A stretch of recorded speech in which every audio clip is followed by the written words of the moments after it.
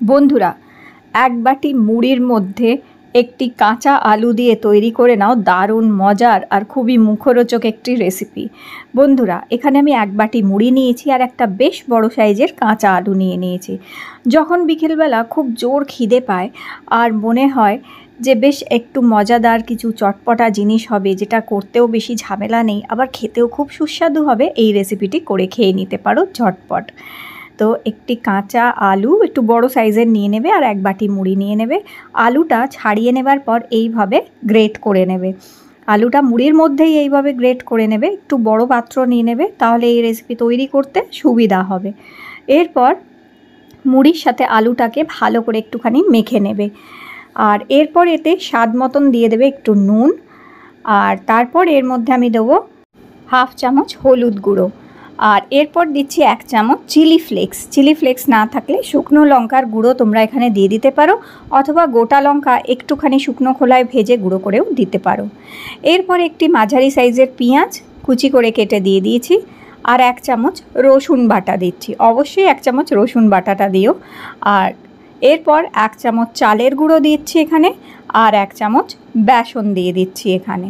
তো ব্যাস, এবার এই সমস্ত উপকরণ দেওয়ার পরে এটিকে ভালো করে মাখতে হবে। তার জন্য আমি 3 থেকে 4 চামচ জল দিচ্ছি। বেশি জল বন্ধুরা দেবে না, 3-4 চামচ, বড় চামচের 3-4 চামচ অথবা হাফ কাপ জল এর মধ্যে দিয়ে ভালো করে এটাকে মেখে নেবে।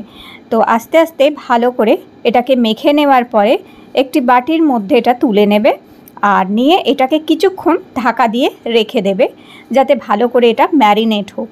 তো কিছুক্ষণ এটা ঢাকা দিয়ে এইভাবেই রেখে দেবো। ততক্ষণ দেখো এই গ্যাসটা প্রচণ্ড নোংরা হয়ে গেছে।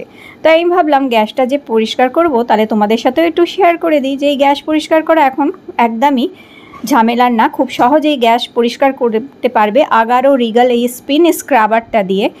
এটির মধ্যে আলাদা আলাদা হেড পাওয়া যায়, দেখো তোমাদের সুবিধা অনুযায়ী তোমরা গ্যাস পরিষ্কার করে নিতে পারবে। এখন এই যে গ্যাসের মধ্যে অনেক সময় খাবার পড়ে যায়, তো অনেক সময় সেগুলো তোলা খুব মুশকিল হয়, উঠতেও চায় না, আর খুব পরিশ্রম হয়। তো একদমই কোনো পরিশ্রম ছাড়াই অতি সহজেই এই স্পিন স্ক্রাবারটা দিয়ে গ্যাসকে কিন্তু পরিষ্কার করা যায়। তো দেখো, দেখতেই পাচ্ছ আমি শুধু ধরে আছি আর এই যে ব্রাশটা নিজে নিজেই ঘুরে এই নোংরা ময়লাগুলোকে তুলে পরিষ্কার করে দিচ্ছে, যেটা আমাদের অনেক সময় হাত দিয়ে পরিষ্কার করতে হয়, খুব অসুবিধা হয়। তো আমি একটুখানি ডিশওয়াশার স্প্রে করে দিয়েছি আর দিয়ে দেখো এই ব্রাশটা দিয়ে ঘুরিয়ে ঘুরিয়ে কি সুন্দরভাবে পরিষ্কার করে নিলাম, আর ঝট করে পরিষ্কার হয়ে গেল। অনেক সময় গ্যাসের যে বার্নারের ধারে নোংরা ময়লা জমে থাকে, যেগুলো একদম পরিষ্কার হাত দিয়ে তো একদমই পরিষ্কার করা যায় না, আর অনেক দিন ধরে জমতে জমতে কালো হয়ে গিয়ে থাকে, সেগুলোকে অতি সহজে এটা দিয়ে পরিষ্কার করা যায়।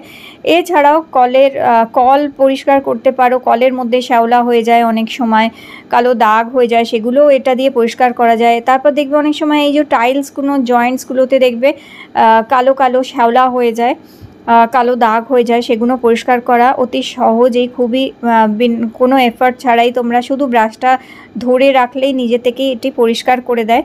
বেসিন করতে পারো, বাথটব, বাথরুম, সব কিছু অতি সহজেই এটা দিয়ে কিন্তু পরিষ্কার করা যায়।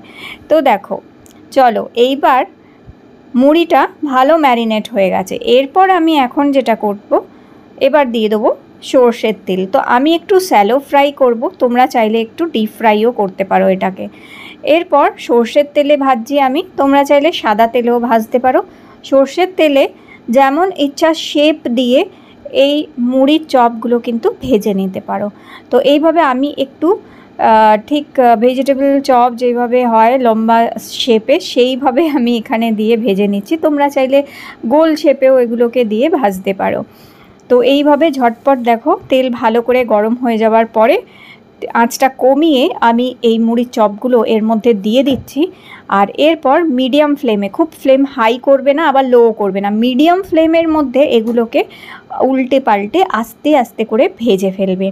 বন্ধুরা, এটা এতই ভালো হয় খেতে, এতই সুন্দর হয়, একদম ওপরটা পুরো মুচমুচে খেতে হয় আর ভেতরটা খুব সুন্দর খেতে লাগে। যেহেতু এর মধ্যে কাঁচা আলু দেয়া আছে, তো খুব ভালো একটা ক্রিস্পিনেস চলে আসে। আর কাঁচা আলু, মুড়ি, চাল গুঁড়ো, এই তিনটেই কিন্তু খুব ভালো একটা ক্রিস্প করে দেয় খাবারটাকে। তো দেখো কত সুন্দর একদম লালচে করে ভেজে নিয়েছি এগুলো, এরকম ডিপ ব্রাউন কালার করে খুব সুন্দরভাবে এগুলোকে ভেজে নেবে উল্টে পাল্টে। আর মিডিয়াম ফ্লেমে ভাজবে, হাই ফ্লেমেও ভাজবে না খুব, আবার খুব লো ফ্লেমেও ভাজবে না। লো ফ্লেমে ভাজলে ভাজা তো ভালো হয়ই না, উপরন্তু ভেতরে অনেক বেশি তেল টেনে ফেলে, তাই মাঝামাঝি ফ্লেমে এইভাবে ভেজে নেবে এগুলোকে। আর দেখো কত সুন্দর, ভেতরটাও যেমন ভালো সুন্দরভাবে কুক হয়ে গেছে, আর ওপরটা সত্যি খুব ক্রিস্পি ক্রাঞ্চি হয়েছিল, খেতে দারুণ লাগছিল।